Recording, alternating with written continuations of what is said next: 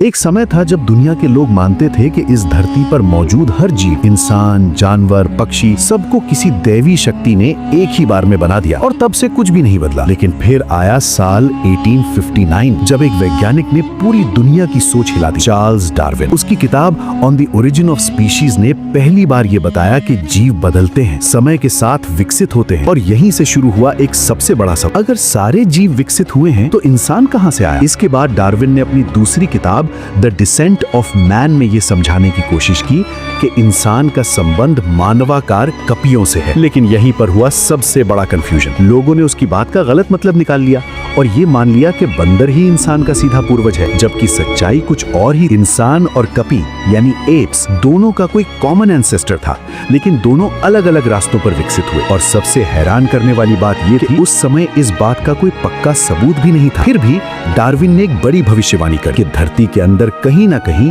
ऐसे जीवाश्म छिपे हैं जो इस रहस्य को साबित करेंगे।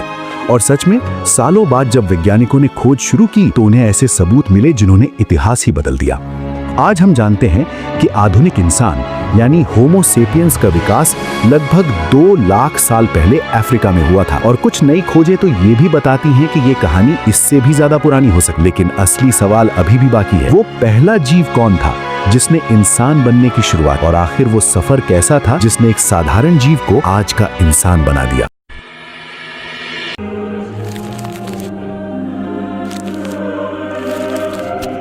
अगर इंसान सीधे बंदर से नहीं बना तो फिर ये पूरी कहानी शुरू कहां से हुई? सच जानने के लिए हमें हजारों नहीं बल्कि लाखों साल पीछे जाना पड़ेगा। वो समय जब धरती पर न कोई शहर था, न कोई भाषा, न कोई इंसान, सिर्फ जंगल, अंधेरा और जंगली जीवन। और इन्हीं जंगलों में रहते थे कुछ ऐसे जीव जो आज के बंदरों जैसे दिखते जरूर थे, लेकिन वो आज के बंदर नहीं थे। ये थे मानवाकार कपी यानी एप्स। इनका शरीर झुका हुआ था, हाथ लंबे थे और दिमाग छोटा था। लेकिन यहीं से शुरू हुई एक ऐसी यात्रा जिसने धीरे धीरे इंसान को जन्म दिया। इंसान और आज के बंदर दोनों एक जैसे नहीं हैं, बल्कि दोनों का एक कॉमन एंसेस्टर यानी साझा पूर्वज था जो करोड़ों साल पहले रहता था। यानी हम बंदर से नहीं बने, बल्कि हम और बंदर दोनों एक ही पुरखे की अलग अलग शाखाएं हैं। और यही वो जगह है जहां असली रहस्य शुरू होता है, क्योंकि इस कहानी के बीच में एक बहुत बड़ी खाई थी, कपी और इंसान के बीच का वो गैप जिसे कोई समझ नहीं पा रहा था। लेकिन फिर वैज्ञानिकों को मिलने लगे कुछ ऐसे सबूत जो जमीन के नीचे लाखों साल से दबे हुए थे। इन्हें कहा जाता है फॉसिल यानी पुराने जीवों के अवशेष। और यही फॉसिल्स बनने वाले थे इस पूरी कहानी के सबसे बड़े गवाह। धीरे धीरे जब ये फॉसिल्स मिले तो पता चला कि इंसान का विकास एकदम अचानक नहीं हुआ, बल्कि ये एक लंबी श्रृंखला थी जिसमें कई अलग अलग प्रजातियां आई और समय के साथ बदलती चली गई। कुछ प्रजातियां खत्म हो गई और कुछ आगे बढ़ी, और आखिर में उसी लंबी यात्रा से निकला आज का इंसान। लेकिन अब भी सवाल बाकी है कि वो पहली प्रजाति कौन थी जिसने इंसान बनने की शुरुआत की? कब किसी जीव ने पहली बार सीधा चलना शुरू किया, और कब दिमाग इतना विकसित हुआ इंसान सोचने लगा? इंसान के विकास को समझने के लिए हमें सिर्फ जीव नहीं बल्कि धरती के इतिहास को समझना पड़ेगा, क्योंकि ये कहानी हजारों नहीं 4.6 अरब साल पुरानी है। वैज्ञानिकों ने इस पूरे समय को समझने के लिए इसे अलग अलग हिस्सों में बांट दिया। सबसे बड़े हिस्से को कहते हैं ईऑन, फिर आते हैं एरा, उसके बाद पीरियड, और सबसे छोटा होता है ईपॉक। यानी धरती का इतिहास एक बहुत बड़ी किताब की तरह है जिसमें हर चैप्टर में कुछ नया हुआ। अगर आज की बात करें तो हम जिस समय में जी रहे हैं उसे कहा जाता है होलोसीन ईपॉक। इसकी शुरुआत लगभग 11,700 साल पहले हुई थी, और इस होलोसीन को भी 3 हिस्सों में बांटा गया है, अपर, मिडिल और लोअर, जिसमें सबसे आखिरी यानी लोअर हिस्से को मेघालयन एज नाम दिया गया है। अब यहाँ से कहानी और इंटरेस्टिंग हो जाती है, क्योंकि इंसान के विकास का असली सबूत किसी किताब में नहीं बल्कि जमीन के अंदर छिपा हुआ है। जब लाखों साल पहले नदियों का पानी मिट्टी और बालू को बहाकर एक जगह जमा करता गया तो धीरे धीरे ये परतें बनती गई, और समय के साथ ये परतें पत्थर यानी शैल में बदल गईं। अब सोचो, अगर उस समय कोई जीव इन परतों के बीच फंस गया हो तो वो भी समय के साथ पत्थर बन जाएगा, और इन्हीं पत्थर बने अवशेषों को कहते हैं जीवाश्म यानी फॉसिल्स। यही फॉसिल्स हैं जो इंसान के विकास की पूरी कहानी बताते हैं। और सबसे खास बात, जिस परत में फॉसिल मिलता है उसकी उम्र उतनी ही मानी जाती है। यानी धरती की हर परत एक टाइम मशीन की तरह है, जिसे पढ़कर वैज्ञानिक ये समझते हैं कि किस समय कौन सा जीव मौजूद था। इसी आधार पर भूवैज्ञानिकों ने धरती के इतिहास को 5 बड़े महाकल्पों में बांटा, हेडियन, आद्य, पुराजीवी, मध्यजीवी और नूतन जीवी। और इन्हीं में से नूतन जीवी महायुग सबसे ज्यादा महत्वपूर्ण है, क्योंकि यहीं से शुरू होती है इंसान बनने की असली कहानी। लेकिन ये महायुग भी सीधा साधा नहीं है, इसे भी कई भागों में बांटा गया है। इयोसीन, ओलिगोसीन, मियोसीन, प्लायोसीन और प्लाइस्टोसीन। और इन्हीं कालों के अंदर धीरे धीरे ऐसे जीव सामने आए जो इंसान के सबसे पुराने पूर्वज माने जाते हैं। लेकिन वो पहले जीव कौन थे, कब पहली बार किसी ने 2 पैरों पर चलना शुरू किया और कब दिमाग ने इंसान को जानवर से अलग बनाया, अब तक हमने समझ लिया कि धरती की परतों में छिपे जीवाश्म ही इंसान के इतिहास के असली सबूत है। लेकिन यहाँ एक बहुत बड़ा सवाल खड़ा होता है, आखिर वैज्ञानिक कैसे पता लगाते हैं कि ये जीवाश्म कितने पुराने हैं? क्योंकि सिर्फ जमीन की परत देकर हमें एग्जैक्ट उम्र तो पता नहीं चलती। और यहीं से शुरू होती है एक बेहद इंटरेस्टिंग और साइंटिफिक टेक्निक, कार्बन डेटिंग। अब इसे आसान भाषा में समझो। हर जीव, चाहे वो पौधा हो या जानवर, उसके शरीर में 2 तरह के कार्बन होते हैं। एक होता है साधारण कार्बन C12 और दूसरा होता है रेडियो एक्टिव कार्बन C14। और जब तक जीव जिंदा रहता है, इन दोनों का रेशियो एकदम कांस्टेंट रहता है, क्योंकि वातावरण में मौजूद नाइट्रोजन कॉस्मिक रेज की वजह से बदलकर कार्बन 14 बनाती है। फिर ये कार्बन 14 ऑक्सीजन के साथ मिलकर कार्बन डाइऑक्साइड बनाता है और यही CO2 पौधों में जाता है और फिर जानवरों में पहुंचता है। यानी हर जीव के अंदर कार्बन 14 मौजूद रहता है। लेकिन असली खेल शुरू होता है मौत के बाद।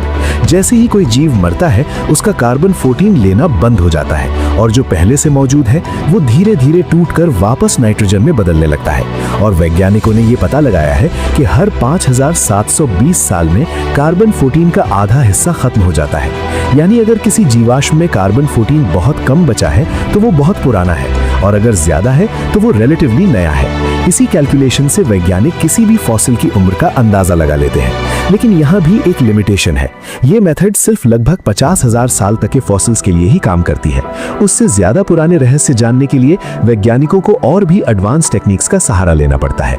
अब सोचो, जब हमें फॉसिल्स की सही उम्र पता चलने लगी, तब पहली बार इंसान के विकास की टाइमलाइन क्लियर होने लगी। और तभी सामने आए कुछ ऐसे जीव जो ना पूरी तरह बंदर थे और ना पूरी तरह इंसान, बल्कि दोनों के बीच की कड़ी थे। अब तक हमने समझ लिया कि फॉसिल्स ही इंसान के विकास का सबसे बड़ा सबूत है, और अब वही फॉसिल्स हमें सीधे ले जा रहे हैं इंसान के असली पूर्वजों तक। वैज्ञानिकों ने इन सभी फॉसिल्स को 2 भागों में बांटा, अवानरीय नॉन ए प्राइमेट्स और वानरीय एप लाइक प्राइमेट्स। शुरुआती प्राइमेट्स के फॉसिल्स क्रिटेशियस और आदि नूतन काल से मिले और ये आज के टार्सियर जैसे दिखते थे। फिर एक बड़ा बदलाव आया, पृथ्वी 2 हिस्सों में बट गई। डेवलपमेंट के हिसाब से नया संसार यानी अमेरिका में प्लेटिराइन चिपटी नाक वाले वानर, और पुराना संसार यानी अफ्रीका और एशिया में कैटेराइन मानवाकार कपी की दिशा में विकास होने लगा। और यहीं से शुरू हुई इंसान बनने की असली दिशा।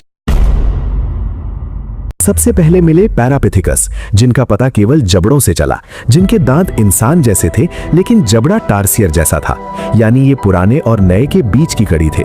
इसके बाद आया प्रोप्लियोपिथिकस, जो आकार में गिबन जैसा था और पैरापिथिकस से एक कदम आगे था, यानी एवोल्यूशन धीरे धीरे आगे बढ़ रहा था। लेकिन ये दोनों जीव पूरी कहानी नहीं बताते थे। इसके बाद आया ड्रायोपिथिकस, जिसके दांतों की बनावट आज के इंसान और कपियों से मिलती थी, इसलिए इसे सभी मानवाकार कपियों और इंसान का कॉमन एंसेस्टर माना जाता है। इसके साथ ही मिला लिम्नोपेथिकस, जो गिबन जैसा था और वानर तथा कपी के बीच की कड़ी माना जाता है। फिर आया प्रोकॉन्सिल, जिसका चेहरा वानर जैसा लेकिन दांत कपियों जैसे थे और ये जमीन पर चल सकता था, यानी अब जीव पेड़ों से उतरकर जमीन पर आने लगे थे। इसके बाद मिला ओरियोपिथिकस, जिसके दांत इंसान जैसे थे और खड़े होकर चलने के संकेत मिले, यानी पहली बार सीधा चलने की शुरुआत दिखाई दी। और फिर कहानी का सबसे बड़ा मोड़ आया, ऑस्ट्रेलोपिथिकस। 1924 में दक्षिण अफ्रीका से मिला, जिसकी खोपड़ी इंसान जैसी थी और वो सीधा चल सकता था। उसके दांत छोटे थे और कूल्हे इंसान जैसे थे, लेकिन उसका दिमाग छोटा था, लगभग 600 सीसी, यानी वो इंसान के बहुत करीब था, लेकिन अभी पूरी तरह इंसान नहीं बना था। इसके बाद आया होमो हैबिलिस, जिसकी लंबाई लगभग 4 फीट थी उसके हाथ अधिक विकसित थे, वो औजार बना सकता था और उसका दिमाग लगभग 680 सीसी था, यानी अब इंसान सोचने और बनाने लगा था। इसके बाद मिला पिथिकैंथ्रोपस यानी जावा मानव, जिसका दिमाग लगभग 900 सीसी था और वो पूरी तरह सीधा चल सकता था। इसके बाद चीन में मिला साइनैंथ्रोपस, जिसका दिमाग 900 से 1300 सीसी तक था और उसके साथ औजार भी मिले और वो आग का उपयोग करता था, यानी अब इंसान सीख रहा था और अपने जीवन को बेहतर बना रहा था। इसके बाद आए हाइडलबर्ग मानव, जिनके दांत इंसान जैसे थे लेकिन ठुड्डी नहीं थी। फिर स्वानस्कोम और स्टीनहाइम मानव, जिनका दिमाग लगभग इंसान जैसा हो गया था और शरीर भी काफी हद तक आधुनिक हो चुका था। इसके बाद निएंडरथल मानव आए, जो लगभग पूरी तरह इंसान जैसे थे, लेकिन उनका चेहरा भारी था और उनका दिमाग लगभग 1600 सीसी था। वे अपने मृतकों को दफनाते थे और एडवांस टूल्स का उपयोग करते थे, लेकिन ये इंसान की मुख्य शाखा नहीं थी, बल्कि एक अलग शाखा थी जो बाद में समाप्त हो गई या आधुनिक इंसान में मिल गई। और अंत में क्रो-मैग्नन मानव आए, जो लंबे, मजबूत, बुद्धिमान और कला में निपुण थे और बिल्कुल आधुनिक इंसान जैसे दिखते थे। यानी यही थे आज के इंसान, होमो सेपियंस के सबसे निकट पूर्वज। अब कहानी यहां पहुंच चुकी है, एक छोटे से प्राइमेट से सोचने, बनाने और समझने वाले इंसान तक। लेकिन अभी भी एक सवाल बाकी है, आखिर ऐसा क्या हुआ जिसने इंसान को बाकी सभी जीवों से अलग बना दिया? दिमाग कैसे इतना पावरफुल हुआ? तो अब तक हमने देखा कि कैसे अलग अलग जीवाश्म हमें इंसान के विकास की कहानी बताते हैं, लेकिन इतने सारे नाम और जीवों को समझना आसान नहीं है। इसलिए वैज्ञानिकों ने इस पूरी कहानी को एक साफ टाइमलाइन में समझाया और यही काम जॉन नेपियर ने किया।